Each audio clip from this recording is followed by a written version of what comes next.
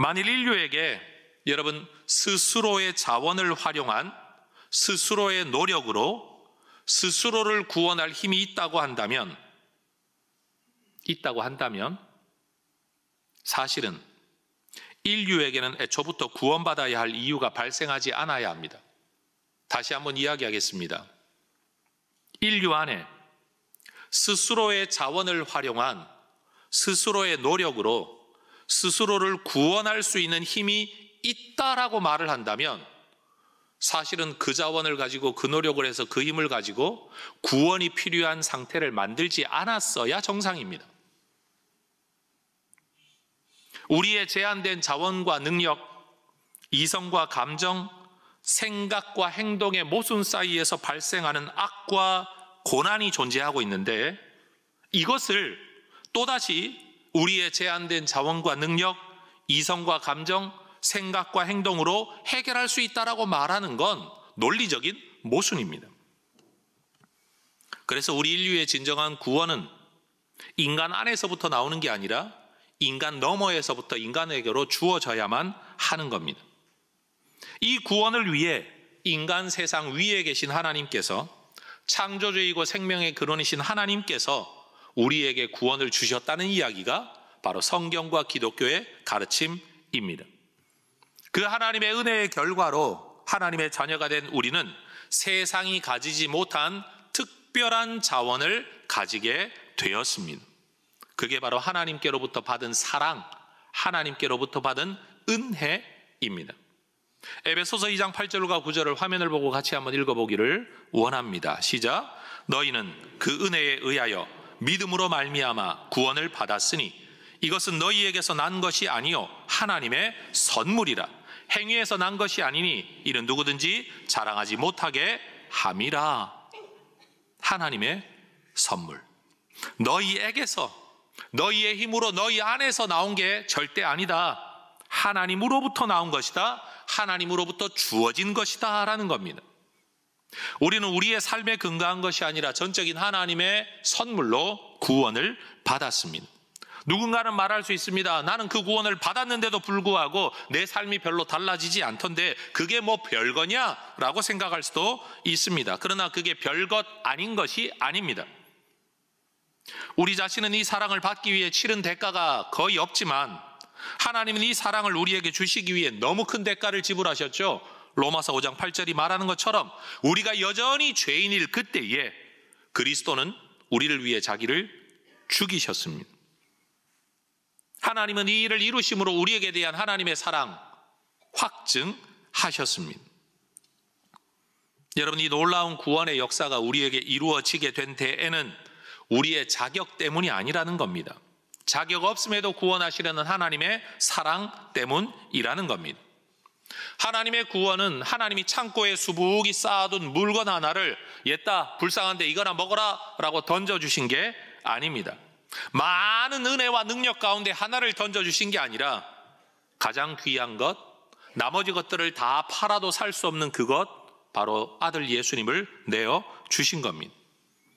아들을 내어주시는 아버지 하나님의 사랑, 자기 자신을 내어주는 성자 하나님의 사랑, 그리고 자격 없는 우리를 붙들어 주시는 성령 하나님의 사랑, 이것이 우리가 받은 사랑이라는 겁니다. 여러분, 이런 은혜로 말미암아 얻은 구원은 전적으로 하나님의 선물이라고 성경은 가르칩니다. 우리는 구원의 대가를 지불하고 구원을 받은 게 아니라 구원받고자 하는 그 마음의 열망 하나로 예수님께서 이루신 구원을 받아들이는 것만으로 이사야 55장이 말하는 것처럼 돈 없이 값 없이 이 은혜를 받은 사람들입니다. 복음은 뭐냐? 바로 이러한 제한된 자원 속에서 죽어가는 인간들에게 우리 하나님께서 우리 밖에서 우리를 위해 오셔서 우리를 구원하셨다라는 이야기가 바로 우리가 믿고 있는 복음인 겁니다. 여러분, 부모의 사랑을 제대로 받고 자라지 못한 사람이 다른 사람을 사랑하는 거 쉽지 않습니다.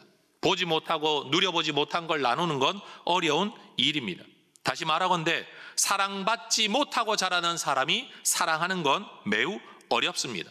그러나 여러분도 생각하실 것이고 모든 문학이나 인문학 윤리에서도 여러분 인간학에서도 말을 합니다. 사랑이야말로 인간의 고귀한 본성이다라고 이야기합니다. 맞습니다. 사랑은 하나님의 형상으로 우리 안에 주어진 고귀한 본성이 맞습니다. 근데 뭐냐? 인간이 죄로 말미암아 타락했다라고 말을 할 때 하나님의 형상의 일부인 사랑도 타락했습니다. 오염되었다라는 겁니다. 너무나도 고귀한 정서이지만 하나님의 선물처럼 우리에게 주어진 인간의 본성적인 성품이지만 이것도 죄로 오염되었다라는 겁니다. 사랑을 한다고 하더라도 우린 희생적 사랑보다는 이기적인 사랑을 하지요. 상대방 중심의 사랑보다는 나 중심의 사랑을 우리는 추구합니다. 상대방의 만족을 추구하기보다는 내 만족을 추구할 때가 훨씬 더 많습니다. 사랑은 고귀합니다만 오염되었기 때문에 온전한 사랑을 못하고 제한된 사랑을 하는 게 인간의 현실이라는 겁니다. 바로 이러한 고귀한 사랑도 하나님 안에서 그리스도 안에서 성령으로 말미암아 거듭나지 못하면, 영적으로 세례받지 못하면 여러분 예수 믿는 우리도 여전히 오염된 사랑을 할 수밖에 없습니다. 예수 믿어 구원받았습니다 라는 고백을 하면서도 여전히 누군가를 대하며 살아가는 내 삶이, 내 사랑의 본성, 이 성품이 성경적으로 옳은지 맞는지, 그 길을 따르고 있는지 자기를 돌아보지 않고 그냥 나타나는 감성적 사랑만으로 사랑을 하게 된다면 예수 믿고 구원받았다고 할지라도 이 사랑에는 항상 문제가 생깁니다. 그래서 여러분 세상의 사랑, 본성적 사랑, 인간의 사랑은 사랑할수록 부작용이 생깁니다. 그래서 우리가 오늘 읽었던 말씀의 본문을 보면 하나님의 사람들이 해야 될 사랑이 뭐냐, 하나님의 사람들은 어떤 사랑을 해야 되냐라는 것을 가르쳐 주죠. 오늘 본문 골로새서 3장 12절부터 14절 같이 한번 읽어보겠습니다. 그러므로 너희는 하나님의 택하신 거룩하고 사랑받는 자처럼 긍휼과 자비와 겸손과 온유와 오래 참음을 옷 입고, 누가 누구에게 불만이 있거든 서로 용납하여 피차 용서하되 주께서 너희를 용서하신 것 같이 너희도 그리하고 이 모든 것 위에 사랑을 더하라. 이는 온전하게 매는 띠니라. 아멘. 여러분 우리는 하나님의 택하신 거룩하고 사랑받는 자들입니다. 다시 말합니다.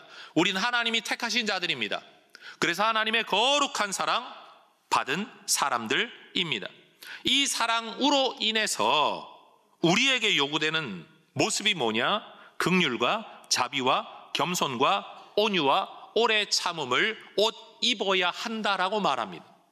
하나님의 사랑을 받았다고 할지라도 우리 안에 긍휼, 자비, 겸손, 온유, 오래 참음이 없는 겁니다. 오염된 사랑을 가지고 있다라는 겁니다.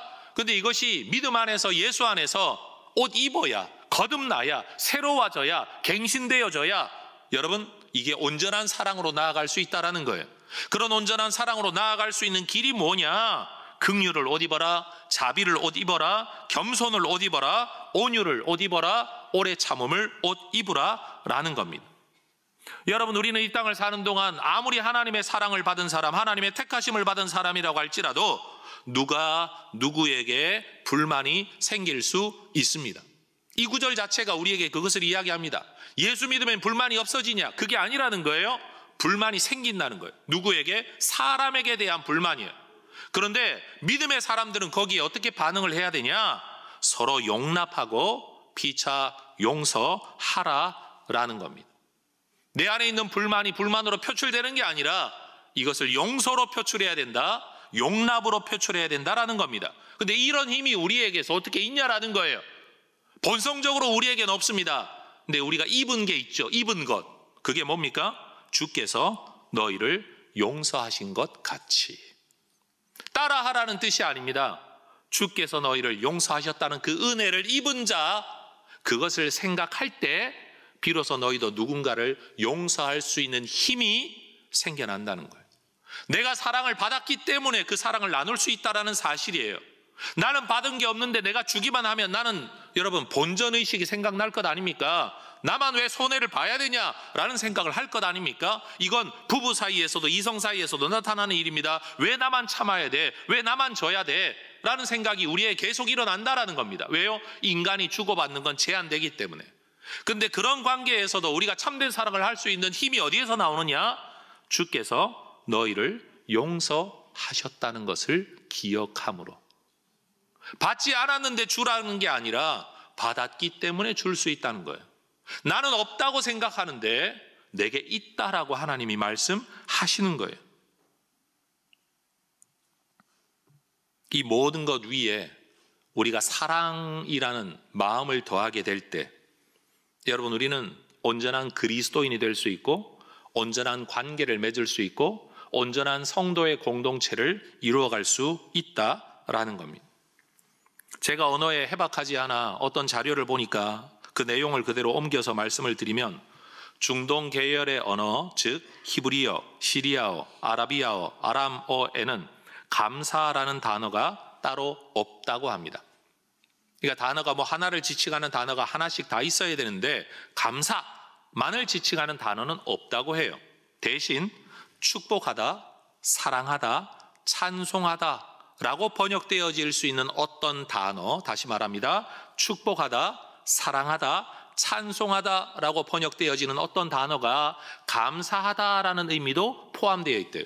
다시 말하면 단어 하나를 써놓고 상황에 따라서 축복하다고 번역할 수도 있고, 사랑하다라고 번역할 수도 있고, 찬송하다라고 번역할 수도 있고, 감사하다라고도 번역할 수 있다라는 거예요. 그 단어가 뭐냐? 누가복음 7장 47절에 예수님께서 하셨던 말씀의 단어가 바로 그런 단어래요.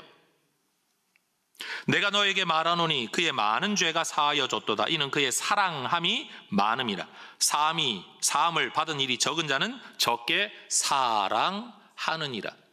여러분, 사랑하다라고 번역되어질 수 있는 이 단어, 똑같은 단어잖아요. 이게 감사하다라고 번역되어지면 어떻게 읽어질까요? 바꿔놓고 같이 한번 읽어볼까요? 시작. 이러므로 내가 너에게 말하노니 그의 많은 죄가 사하여 줬도다. 이는 그의 감사함이 많음이라. 사함을 받은 일이 적은 자는 적게 감사하느니라. 그렇습니다, 여러분. 감사하는 자의 죄가 용서를 받고, 사함을 받은 은혜가 많은 사람이 많이 감사하고, 받은 은혜가 적은 사람이 적게 감사하는 것, 이게 보편적이다. 지금 예수님이 말씀하고 계신 겁니다. 여러분, 삭개오라는 세리는 유대인들에게 미움받는 직종의 사람이었습니다. 근데 예수님이 이 삭개오를 보고 네가 회개하고 돌이켜서 몇 년 동안이나 회개한 삶을 살아가면 내가 니네 집에 신방 갈게, 받아줄게, 이렇게 말씀하지 않으시고, 만나는 그 즉시로 오늘 내가 네 집에 가야 되겠다 말씀하시고 그 집에 들어가십니다. 예수님이 그 집에 가서 너 회개해야 돼 말씀하신 건 아닙니다. 그런데도 예수님께서 자기를 받아주셨다. 사실 예수님을 모신 건 삭개오인데, 삭개오 입장에서는 예수님이 나를 받아주셨다, 이 사실 하나가 그의 생각의 변화와 삶의 변화를 일으키죠. 누가복음 19장에 보면 삭개오가 예수님이 요구하지도 않았는데 자기 스스로 이야기합니다. 주님, 내 소유의 절반을 가난한 사람들에게 나눠줄 겁니다. 혹이라도 내가 누구 걸 빼앗았다고 하면 내가 갑절이나 4배나 갚겠습니다. 4갑절이나 갚겠습니다.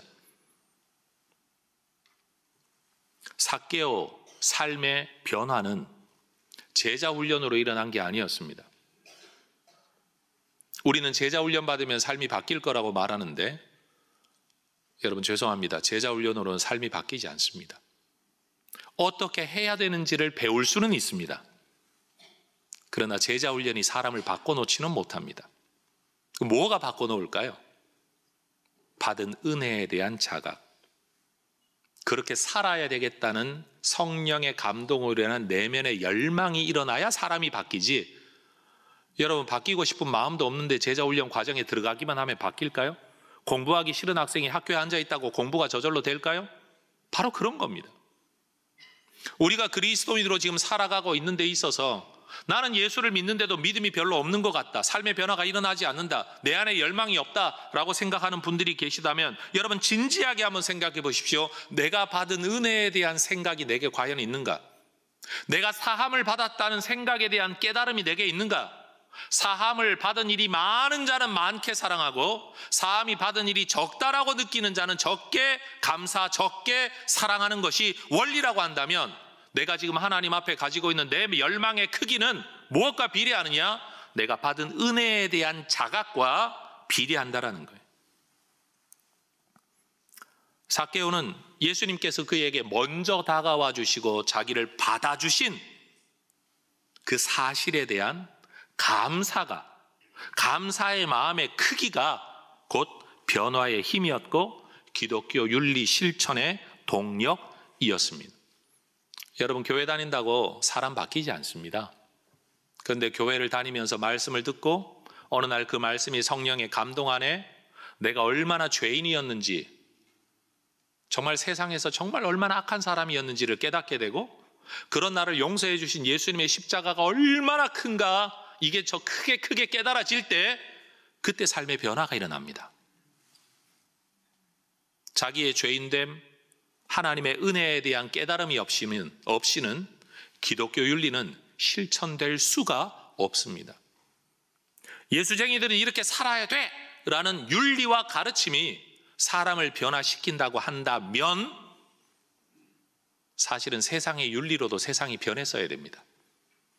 그래야 된다라는 당위성이, 가르침이 사람을 변화시킬 수 있다고 한다면 사실은 교회 공동체가 만들어지기 전 세상도 유토피아였어야 됩니다. 그러나 가르침으로 사람은 변하지 않습니다. 변해야 될, 가르침대로 살아야 될 내면의 힘이 없기 때문입니다. 여러분, 우리 다 인정하지 않습니까? 여러분, 남을 도우며 살아야 됩니까? 해치며 살아야 됩니까? 베풀며 살아야 됩니까? 긁어 모으며 살아야 됩니까? 선하게 살아야 됩니까? 악하게 살아야 됩니까? 여러분, 하나님께 드리며 살아야 됩니까? 하나님한테 날마다 달라고 하고 살아야 됩니까? 근데 그렇게 살고 계시나요? 우리가 생각하는 대로 못 삽니다. 저도 제가 생각하는 목사의 모습이 있어요. 근데 제가 그렇게 못 삽니다. 내 안에 그 힘이 없습니다. 그걸 감당해낼 능력도 없습니다. 삭개오 같은 사람도 있지만 은혜를 받고도 고마움을 모르고 감사를 모르고 삶의 변화도 일어나지 않는 사람도 있을 수 있습니다. 마태복음 18장의 말씀에 보면 10,000달란트를 용서받은 사람이 100데나리온 빚진 자기 친구를 용서하지 않았던 이야기를 우리는 성경을 통해 보게 됩니다. 이유가 뭘까요? 내가 용서받은 것이 얼마나 크고 놀라운 것이며 자격 없는 것인가를 깊이 깨달았다면 여러분, 100데나리온 그까짓 거 얼마든지 용서할 수 있는, 비교할 수 없는 액수였어요. 그리고 여기는 임금, 여기는 종이에요. 근데 100데나리온은요 친구와 친구 관계예요. 여러분, 관계성으로 보나 액수로 보나 용서해야 마땅한데 용서하지를 못합니다. 이유가 뭘까요? 이런 표현이 가능할 것 같습니다. 경험보다도 경험의 가치에 대한 자각이 사람을 변화시키는 것 같아요. 예수님이 나를 위해 죽으셨다는 사실을 믿는 것, 그건 믿음입니다. 근데 그 믿음 속에서 이것이 얼마나 큰 은혜인가에 대한 자각이 우리의 삶을 다르게 만드는 것 같아요. 누군가는요, 내가 받은 구원의 은혜가 너무 커서 이거 내 인생을 바꿔놨어, 난 내 인생을 완전히 송두리째 바꿔놨어, 너무 감사해서 누군가에게 예수님 이야기를 해주고 싶어 열망으로 끌어오르는 사람이 있어요. 근데 똑같은 교회를 다니는데 누군가는 전도 이야기만 나오면 스트레스를 받는 사람이 있어요. 저는 그 사람이 구원 못 받았다 라고 말하는 게 아닙니다. 둘 다 구원을 받았는데 내가 받은 구원이 어떤 것인가에 대한 자각의 크기가 여러분 반응의 크기를 다르게 만드는 것 같아요. 가끔씩 우리 성도님들께서 어디 여행을 갔다 오시면 저에게 이렇게 선물을 가져다 주실 때가 있어요. 뭐 예를 들어 뭐 작은 쿠키부터 해서 뭐 커피 뭐 이런 것들 있잖아요. 받으면 저는 그냥 과자는 과자지 뭐 이 생각을 하고 그냥 감사합니다 했는데 이걸 들고 집에 갔더니만 우리 애들이 난리가 나는 거예요. 오, 이게 얼마나 핫한 건데, 이게 얼마나 대단한 건데, 아빠 이거 살려면 줄을 얼마나 서야 되는데, 제가 마땅한 감사를 못한 거죠. 왜? 모르니까요. 모르니까.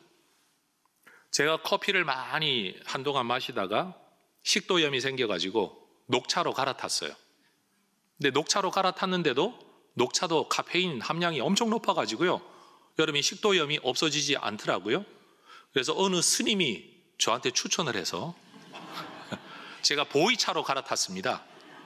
발효된 차가 카페인 함량도 적을 뿐만 아니라 이게 괜찮다고 그래서, 아무래도 차 부분에는 그분들이 더 전문가시잖아요. 그래서 여러분 한동안 제가 보이차를 즐겨 마시고 좋았어요. 글 쓰는 분들을 보니까 보이차 드시면서 글 쓰는 분들이 많다는 것도 나중에 또 알게 되었죠. 마시다가 보니까 알게 되었어요. 근데 어느 날 동료 친구 목사님들하고 만나가지고 대화를 하는데, 제가 보이차를 마신다고 하니까 한 목사님이, 친구 목사님이 그러는 거예요. 야, 그 뭐 지푸라기 냄새 나는 거 있다, 이상한 거 우리 교인들이 선물이라고 줘가지고 야, 뭐 맛보다가 지금 던져놓고 어디 있는지도 모르겠다 그래요. 그래서 내가 그랬어요. 그거 찾거들랑 나한테 줘라. 내가 마시겠다. 여러분, 가치를 모르면 마땅한 반응을 할 수가 없어요.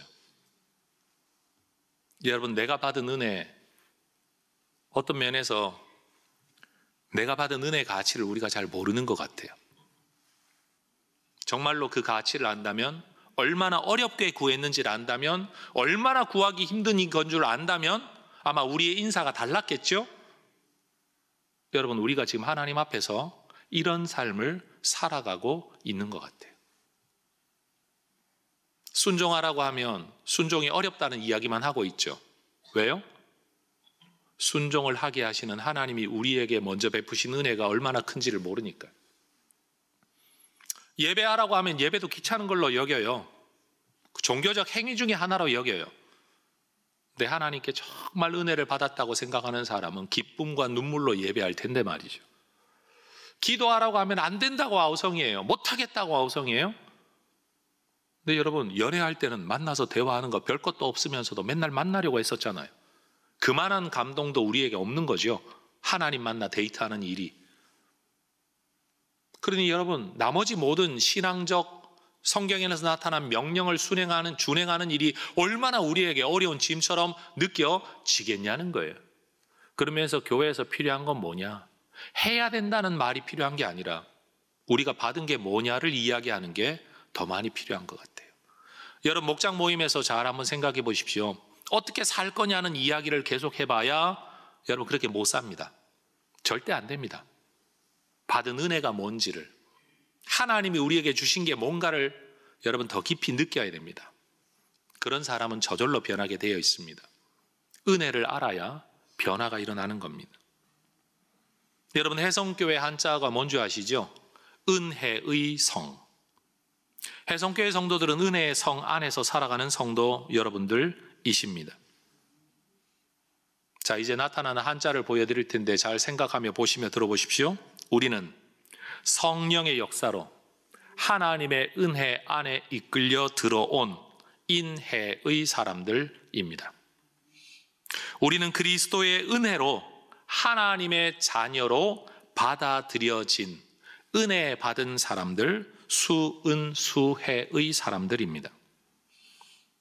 우리는 우리가 받은 하나님의 은혜의 가치를 제대로 알고 그 은혜를 경외하며 귀하게 여기는 흠은혜 사람들이 되어야 합니다. 흠모하다 할 때의 흠자입니다.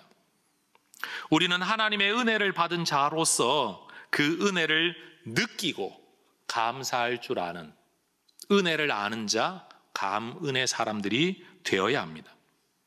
우리는 하나님의 은혜가 우리의 존재 기반이 되는 은지의 사람이 되어야 합니다.